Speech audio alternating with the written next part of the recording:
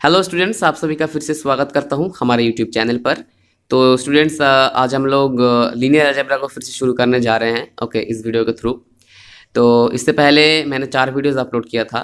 तो मैं algebra of matrices जो चैप्टर हमारा चल रहा था तो वहाँ पे जाके मैंने रोक दिया था। तो जितना तक हुआ था उसके बाद से आज हम लोग शुरू करेंगे और मैं आशा करता हूँ आज का जो वीडियो है ये आप लोगों को कुछ ना कुछ नॉलेज ज़रूर देगा। तो कोशिश कीजिएगा कोई इसको एंड तक देखने की। ओके, तो चलिए हम लोग शुरू करते हैं। तो आज हम लोग बेसिकली पढ़ेंगे ऑर्थोगोनल मैट्रिसेस। उसके बाद हम लोग पढ़ेंगे उसके बाद हम लोग पढ़ेंगे ortho normal vectors ortho normal vectors. उसके बाद हम लोग पढ़ेंगे normal normal matrix. Okay, normal matrix. Okay, तो ये तीनों टॉपिक आज हम लोग कवर करने वाले हैं इस वीडियो के थ्रू। तो आप लोग ज़रूर इसको एंड तक देखने की कोशिश कीजिएगा। ओके, तो चलिए हम लोग शुरू करते हैं आज का वीडियो। बहुत बातें कर लिया हम लोगों ने, अभी चलिए पढ़ते हैं। देखिए, पहले जानेंगे ऑर्थोगोनल मैट्रिक्स का डेफिनेशन। ओके, तो चलिए, a real matrix A is orthogonal if A transpose is equal to A inverse. That is, if A into A transpose is equal to A transpose into A is equal to I. I means here identity matrix. Okay. तो एक real matrix A क्या है? Orthogonal अगर A transpose is equal to A inverse है, मतलब कि A into A transpose is equal to A transpose into A is equal to अगर I है तो। ओके, तो ये जो हमारे पास जो है ना, ये बेसिकली इम्प्लाई करता है A transpose is equal to A inverse. Okay, तो ये जो कंडीशन है ये अगर सेटिस्फाई कर जाएगा तो हम लोग ए को कहेंगे कि ए एक ऑर्थोगोनल मैट्रिक्स है। ओके, तो बेसिकली डेफिनेशन कुछ भी नहीं, आप खुद पढ़ेंगे तो समझ जाएंगे। ओके, तो चलिए यहाँ पे एक एग्जांपल मैं आप लोग को यहाँ पे दिखाता हूँ। चलिए, ठीक है, तो एग्जांपल जो है वो है कि यहाँ पे चलिए हम लोग उसको ए ही नाम देते हैं, ए मैट्रिक्स। ओके, ए मैट्रिक्स का ही नाम देते हैं। चलिए, सॉरी। तो चलिए यहाँ पे एग्जांपल देखते हैं। ओके, तो चलिए उसको हम लोग ए नाम देते हैं, मैट्रिक्स को भी, इस मैट्रिक्स को भी। ओके, तो ये जो मैट्रिक्स के जो एंट्रीज़ है ये 1/9, 8/9, -4/9, इसके बाद जो है 4/9, इसके बाद है -4/9, इसके बाद है -7/9, फिर 8/9, 1/9 और यहाँ पे 4/9। ओके, तो ये जो हमारे पास मैट्रिक्स है, ओके, तो ये बेसिकली एक ऑर्थोगोनल मैट्रिक्स है। ओके, तो यहाँ पे अगर हम लोग ए ट्रांसपोज फाइंड करेंगे तो बस कुछ नहीं, ए ट्रांसपोज जो होगा रो को कॉलम्स में पुट कर दीजिए, रोज़ को कॉलम्स में पुट कर दीजिए तो हो जाएगा। तो ये 1/9, 4/9, 8/9, यहाँ पे हो जाएगा 8/9 -4/9 यहाँ पे हो जाएगा 1/9, यहाँ पे होगा -4/9, -7/9, 4/9। ओके, तो हमारे पास ए मैट्रिक्स तो है, उसके करस्पॉन्डिंग हम लोग को ए ट्रांसपोज भी मिल गया। तो अगर यहाँ पे अगर आप लोग ए के साथ ए ट्रांसपोज का मल्टीप्लिकेशन करेंगे तो आप लोगों को यहाँ पे आइडेंटिटी मैट्रिक्स मिलेगा जो कि होगा 1 0 0 0 1 0 0 0 1। ओके, और अगर आप लोग ए ट्रांसपोज के साथ अगर एक का मल्टीप्लिकेशन करेंगे तब भी आप लोगों को आइडेंटिटी मैट्रिक्स ही मिलेगा। ओके, 0 1 0 0 0 1। ओके, तो यहाँ पे बेसिकली मैंने जो है ए के साथ ए ट्रांसपोज का मल्टीप्लिकेशन आप लोग को नहीं दिखाया, डायरेक्टली आप लोग को रिजल्ट में बोल रहा हूँ, क्योंकि यहाँ पे ये मल्टीप्लिकेशन दिखाने जाऊँ तो बहुत लंबा हो जाएगा। वैसे भी वीडियो लंबा हो जाता है तो बोरिंग फील होता है। तो आप लोग अगर चाहो तो मल्टीप्लाई करके देख सकते हो। ओके, तो ये दोनों जो होगा, दोनों ही केस में आइडेंटिटी मैट्रिक्स आ जाएगा। तो बेसिकली यहाँ पे हो जाएगा ए इंटू ए ट्रांसपोज, यहाँ पे हो जाएगा equal to A transpose into A is equal to हमारे पास आ जाएगा आइडेंटिटी मैट्रिक्स। ओके, तो बेसिकली यहाँ पे ए जो मैट्रिक्स होगा वो ऑर्थोगोनल मैट्रिक्स होगा। ओके, तो आप लोग चाहो तो इसको चेक भी कर सकते हो। तो चलिए अभी आगे बढ़ते हैं। ओके,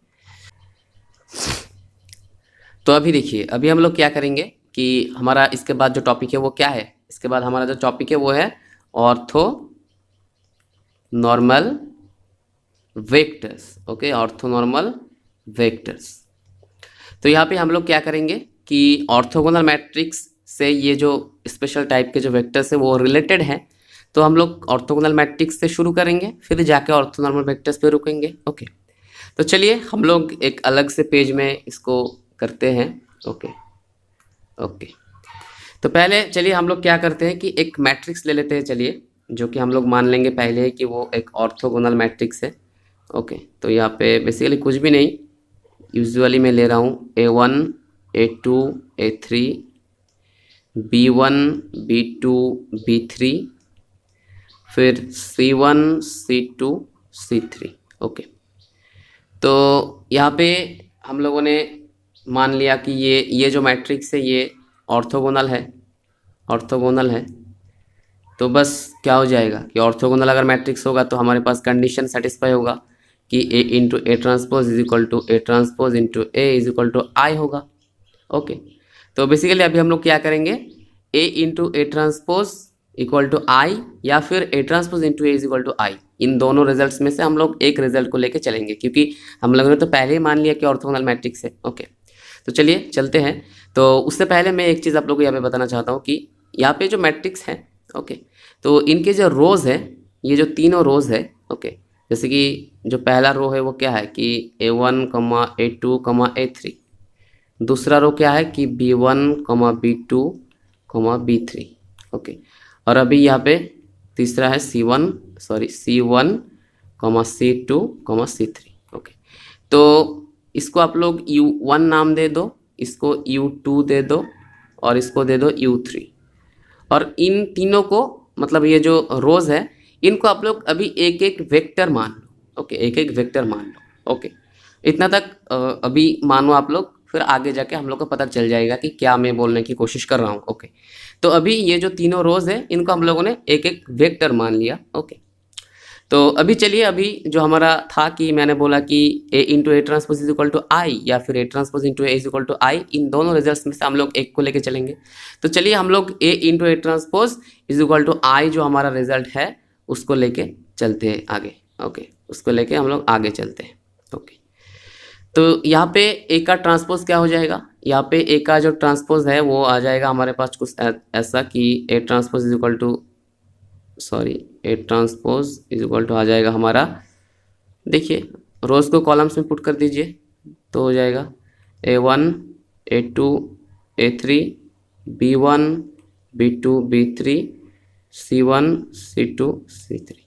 ओके, तो अभी हम लोग क्या करेंगे कि A के साथ A का ट्रांसपोज का मल्टीप्लिकेशन करेंगे। ओके, तो चलिए, तो बाकी के जो यहाँ पे जो मैंने लिखा ये आप लोग याद रखिएगा। ओके, तो अभी चलिए नेक्स्ट पेज में हम लोग मल्टीप्लिकेशन करते हैं।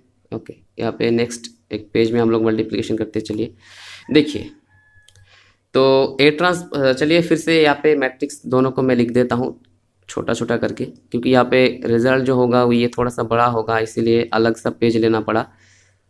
B1 B2 B3 C1 C2 C3। Okay, अभी A का ट्रांसपोज क्या हो जाएगा, बस जो था चलिए लिख लेते हैं, A1 B1 C1 A2 B2 C2 A3 B3 C3। Okay, तो अभी करते हैं चलिए A इंटू ए का ट्रांसपोज। तो यहाँ पे मल्टीप्लिकेशन देखिए, मैं आप लोगों को एक एक करके नहीं दिखाऊंगा, उससे वीडियो लंबा हो जाएगा। तो यहाँ पे मैं मल्टीप्लिकेशन कर लेता हूँ, ठीक है, मल्टीप्लिकेशन कर लेता हूँ यहाँ पर, फिर आप लोगों को मैं आगे दिखाता हूँ। ओके, तो ये इक्वल टू क्या हो जाएगा, ऑर्थोगोनल मैट्रिक्स है, इसीलिए तो ये क्या हो जाएगा, यहाँ पे आइडेंटिटी मैट्रिक्स हो जाएगा। 1 0 0 0 1 0 0 0 1। ओके, ये हुआ हमारा इधर आइडेंटिटी मैट्रिक्स। ओके, तो चलिए मल्टीप्लिकेशन यहाँ पे कर लेते हैं। ओके, तो यहाँ पे मल्टीप्लिकेशन करके हमारे पास ऐसे रिजल्ट्स आए हैं। ओके, तो अगर हम लोग ये जो मैट्रिक्स है ये और ये अगर हम लोग बोथ साइड से, अगर मतलब दोनों ही साइड को अगर हम लोग कंपेयर करेंगे तो हमारे पास जो रिजल्ट्स मिलेंगे, ओके, तो वो कुछ ऐसे होंगे कि मैं दिखाता हूँ, चलिए आप लोगों को। यहाँ पे मैं थोड़ा सा मिटा देता हूँ नीचे। ओके, तो दो बोथ साइड कंपेयर करके देखिए, यहाँ पे A इंटू ए ट्रांसपोज करके जो हम लोग को मैट्रिक्स मिला वो तो I का इक्वल है, मतलब आइडेंटिटी मैट्रिक्स का इक्वल है। तो बोथ साइड हम लोग कंपेयर करते हैं। चलिए, तो बोथ साइड कंपेयर करके हमारे पास यहाँ पे मिलेगा, देखिए कि A1 square plus A2 square plus A3 square is equal to 1 होगा। फिर A1 B1 plus A2 B2 plus A3 B3 is equal to होगा 0। ओके, फिर यहाँ पे हो जाएगा A1 C1 plus A2 C2 plus A3 C3 is equal to 0। Okay, तो इसके बाद देखिए कि यहाँ पे क्या है कि B1 A1 plus B2 E2 plus B3 C3, sorry B3 यहाँ पे A3 होगा, B3 A3। ओके, तो ये जो एलिमेंट है और ये जो एलिमेंट है ये दोनों सेम ही है, तो उसको हम लोग एक बार लिखते हैं। ओके, एक बार ही लिख रहे हैं। ओके, दो बार लिखेंगे तो एक ही होगा, तो यहाँ पे जगह भी कम है, तो एक बार ही लिखते हैं। चलिए, ओके, अभी यहाँ पे क्या हो जाएगा, कंपेयर कर रहे हैं हम लोग, तो B1 square plus B2 square plus B3 square is equal to होगा 0, सॉरी 1। इसके बाद क्या होगा कि देखिए यहाँ पे B1 C1 plus B2 C2 plus B3 C3 equal to 0 आ जाएगा। B1 C1 plus B2 C2 plus B3 C3 equal to 0 आ जाएगा। इसके बाद देखिए कि C1 A1 plus C2 A2 plus C3 A3, तो ये जो है ये एलिमेंट और ये एलिमेंट दोनों सेम है, तो इसको हम लोग यहाँ पे लिख चुके हैं, तो यहाँ पे और हम लोग नहीं लिख रहे हैं। ओके, इसके बाद क्या हो जाएगा कि C1 finally C1 square plus C2 square plus C3 square equal to हमारा 1 आ जाएगा। ओके, तो ये हमारे पास रिजल्ट्स आ गए हैं बोथ साइड कंपेयर करके। ओके, तो ये जो रिजल्ट्स है ये चलिए हम लोग जो इससे जो पहला जो पेज था वहाँ पे लिखते हैं और देखते हैं कि ऑर्थोनॉर्मल वेक्टर्स कहाँ से हम लोग को मिल रहा है। ओके, तो चलिए चलते हैं इसके आगे वाले पेज में। ओके, तो यहाँ पे हम लोग पढ़ रहे थे, तो हमारे पास रिजल्ट्स क्या क्या आया है। हमारे पास रिजल्ट्स जो आया है वो आया है कि A1 square plus A2 square plus A3 square is equal to 1। Okay, तो ये जो हमारे पास रिजल्ट है, तो ये अगर आप लोग यहाँ पे जो U1 जो है वेक्टर, U1 जो वेक्टर है, U1 के साथ अगर आप लोग U1 का मल्टीप्लिकेशन करेंगे तो आप लोगों को मिल जाएगा क्या, A1 square plus A2 square plus A3 square. Okay, तो यहाँ पे सॉरी यहाँ पे इसका जो वैल्यू होगा ये 1 होगा, 1 मिला था हम लोग को, तो A1 square plus A2 square plus A3 square equal to 1 मिला था हम लोग को, तो यहाँ पे U1 इंटू U1 का करेंगे तो हम लोग को इक्वल टू 1 मिल रहा है। U1 इंटू U1 करेंगे तो हम लोग को 1 मिल रहा है। अभी जो हमारा दूसरा रिजल्ट था कि A1 B1 plus A2 B2 plus A3 B3 is equal to 0, तो ये बेसिकली U1 के साथ U2 का मल्टीप्लिकेशन है। अगर आप लोग U1 के साथ U2 का मल्टीप्लिकेशन करते हैं, मतलब डॉट प्रोडक्ट है, सॉरी मल्टीप्लिकेशन यहाँ पे मैं बोल रहा हूँ लेकिन ये डॉट प्रोडक्ट है, सॉरी डॉट प्रोडक्ट। ओके, तो क्या हो जाएगा हमारे पास यहाँ पे A1 B1 हो जाएगा प्लस A2 B2 होगा प्लस A3 B3 होगा, तो यहाँ पे हम लोग को क्या मिल रहा है, इसका वैल्यू 0 मिल रहा है। ठीक है, तो U1 डॉट U2 हमारा 0 आ गया। फिर जो रिजल्ट हम लोगों को मिला वो क्या मिला कि B1 square plus B2 square plus B3 square is equal to 1। तो ये बेसिकली क्या है कि अगर आप लोग U2 के साथ U2 का डॉट प्रोडक्ट करेंगे तो हम लोग को मिलेगा B1 square plus B2 square plus B3 square, जिसका वैल्यू हम लोग को क्या मिल रहा है, 1 मिल रहा है। ठीक है, इसके बाद जो हमारे पास रिजल्ट आया था वो कुछ ऐसा था कि A1 C1 सॉरी हमारा आया था B1 C1 plus B2 C2 plus B3 C3 is equal to 0। तो अगर आप लोग चलिए यहाँ पे थोड़ा सा मैं मिटाता हूँ, यहाँ पे मैं लिख रहा हूँ। ओके, यहाँ पे मैं लिख रहा हूँ, जगह बहुत कम है एक्चुअली। ओके, तो यहाँ पे स्क्वायर था। ओके, तो अगर आप लोग U2 और U3 का डॉट प्रोडक्ट करेंगे तो आप लोग को मिलेगा B1 C1 plus B2 C2 plus B3 C3।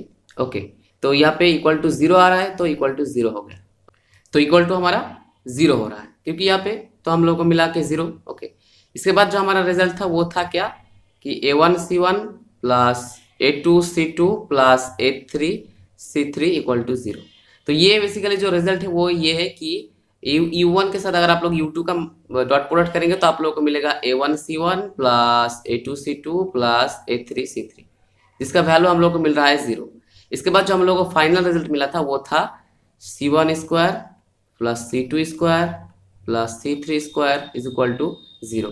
तो अगर आप लोग U3 के साथ U3 का मल्टीप्लीकेशन मतलब डॉट प्रोडक्ट करेंगे तो आप लोगों को मिलेगा C1 square plus C2 square plus C3 square is equal to, sorry यहाँ पे 1 था, सॉरी 1 था तो 1 होगा। तो यहाँ पे एक चीज़ आप लोग नोटिस कीजिए, एक चीज़ आप लोग नोटिस कीजिए, यहाँ पे ये जो रिजल्ट्स मैंने लिखा है ना, ये जो रिजल्ट्स जो है मैंने लिखा है, ये जो रिजल्ट्स है ये, चलिए मैं ये थोड़ा सा मार्क कर देता हूँ। ओके, तो यहाँ पे देखिए जब आप लोग सेम वेक्टर का डॉट प्रोडक्ट कर रहे हैं तो उसका वैल्यू आप लोग को 1 मिल रहा है। अगर डिफरेंट हो रहा है तो 0 मिल रहा है। देखिए U1 U2 0, फिर U2 U3 0, U1 U2 sorry ये होगा U1 U3, U1 U3 0। लेकिन जब आप लोग दोनों वेक्टर सेम ले रहे हैं U1 U1 U2 U2 U3 U3 तो आप लोगों को हर जगह पे वैल्यू 1 मिल रहा है।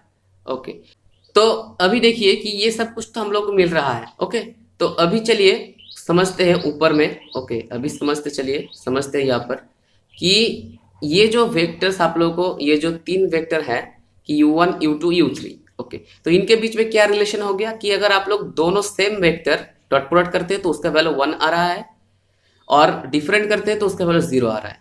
तो मान लीजिए कि यहाँ पे UN कुछ वेक्टर्स है। ओके, सॉरी, मान लीजिए कि UN कुछ वेक्टर्स है। ओके, तो इन वेक्टर्स को हम लोग ऑर्थोनॉर्मल वेक्टर्स कहेंगे। अगर इनमें से आप कोई भी मतलब दो वेक्टर का मल्टीप्लीकेशन करो, मतलब डॉट प्रोडक्ट करो UI डॉट UJ, तो उसका वैल्यू 1 होगा जब I इक्वल टू J होगा। ओके, और UI dot UJ equal to 0 होगा जब I not equal to J होगा। तो ये कंडीशन जिन वेक्टर्स के लिए सेटिस्फाई होता है उनको हम लोग कहते हैं ortho normal vectors. Okay, ortho normal vectors. तो मैं आशा करता हूँ कि आप लोगों को समझ में आया है। ओके, तो अभी हमारा लास्ट टॉपिक चलिए समझते हैं, वो है हमारा नॉर्मल मैट्रिक्स। ओके, तो उससे पहले एक यहाँ पे थ्योरम है कि let A be a real matrix then the following are equivalent. Okay, number A पे क्या है कि A is orthogonal. Number 2, the rows of A form an orthonormal set. Number C, the columns of A form an orthonormal set. Okay, तो यहाँ पे ये तीनों condition क्या है कि इक्विवेलेंट है, मतलब अगर एक है तो ये दोनों भी होगा, अगर बी नंबर वाला है तो बाकी दोनों भी होगा, और सी नंबर वाला है तो बाकी दोनों भी होगा। मतलब अगर आप लोगों को कहीं पे रियल एक मैट्रिक्स मिल रहा है ए, ओके, और उस पे अगर आप लोगों को कोई मिल रहा है कोई क्लू कि वो एक ऑर्थोगोनल मैट्रिक्स है, तो आप लोग ये दोनों रिजल्ट वहाँ पे आप लोग कह सकते हो कि ये दोनों रिजल्ट भी वहाँ पे ट्रू होगा। ठीक है, अगर दूसरा अगर आप लोग को मिल रहा है तो नंबर ए नंबर सी भी वहाँ पे ट्रू होगा, और अगर आप लोगों को नंबर सी मिल रहा है तो ए भी ट्रू होगा उसके लिए। ओके, तो ये है थ्योरम। इसके बाद हमारा देखिए कि यहाँ पे देखिए कि नंबर बी तो हम लोगों ने देखा कि the rows of A form an orthonormal set. जो रोज हम लोगों ने लिया था ना, जो हम लोगों ने रोज लिया था, चलिए एक अलग सा पेज क्रिएट करते हैं। ओके, तो हम लोगों ने मैट्रिक्स क्या लिया था, मैट्रिक्स हम लोगों ने लिया था A1 A2 A3 B1 B2 B3 C1 C2 C3। Okay, तो हम लोगों ने जो रोज लिया था कि A1 A2 A3, ओके, फिर इसको हम लोगों ने U1 नाम दिया था, U2 नाम दिया था इसको, B1 B2 B3, और इसको नाम दिया था हम लोगों ने U3, C1 C2 C3। Okay, तो रोज के लिए तो हम लोग को मिल गया कि ये क्या है कि ऑर्थोनॉर्मल वेक्टर्स के लिए, ऑर्थोनॉर्मल मैट्रिक्स के, सॉरी ऑर्थोगोनल मैट्रिक्स के लिए जो उसका रोज होता है वो ऑर्थोनॉर्मल वेक्टर्स होता है। ठीक है, तो ऐसे ही सिमिलरली आप लोग कॉलम्स के लिए भी देखो तो वो भी ट्रू होगा। ओके, कॉलम्स भी क्या है कि कोई भी अगर आपके पास ऑर्थोगोनल मैट्रिक्स है तो उसका जो रोज है, ठीक है, वो क्या है, उनको अगर हम लोग एक एक वेक्टर अगर समझेंगे तो वो ऑर्थोनॉर्मल वेक्टर्स होंगे, और अगर आप लोग उसका जो कॉलम्स है उनको अगर एक एक वेक्टर लेंगे तो वो जो वेक्टर्स होंगे वो भी ऑर्थोनॉर्मल वेक्टर्स होंगे। ओके, तो बेसिकली यही है रिजल्ट। ओके, तो यही कुछ इस थ्योरम में बताया गया है। ओके, अभी देखिए normal matrix. Okay, normal matrix basically simple सा है, कुछ भी नहीं कि ये real matrix A is normal if it commutes with its transpose 80 that is a into a transpose is equal to a transpose into a. Okay, तो orthogonal के लिए क्या था कि a into a transpose is equal to a transpose into a is equal to I, लेकिन normal के लिए क्या होगा कि ये अगर सेटिस्फाई कर जाएगा इतना तक तो उसको हम लोग कहेंगे कि ऑर्थोनॉर्मल मैट्रिक्स होगा। ओके, तो यहाँ पे एक चीज है कि if A is symmetric orthogonal और इसकी symmetric then A is normal. Okay, तो कभी भी अगर आपके पास ए एक मैट्रिक्स है वो अगर सिमेट्रिक है तो उसको आप लोग नॉर्मल कह सकते हो, अगर वो ऑर्थोगोनल है फिर भी उसको आप लोग नॉर्मल कह सकते हो, अगर वो स्क्यू सिमेट्रिक है फिर भी उसको आप लोग नॉर्मल मैट्रिक्स कह सकते हो। ओके, तो आज का जो डिस्कशन था वो तो कंप्लीट हो गया है, वीडियो बहुत लंबा हो गया है मुझे लगता है। ओके, तो अगर वीडियो आपको अच्छा लगता है, अगर समझ में आया है तो बस एक लाइक कर देना वीडियो को और चैनल को जरूर सब्सक्राइब कर लेना। ओके, तो स्टूडेंट्स मिलते हैं अगली वीडियो में, तब तक के लिए अलविदा।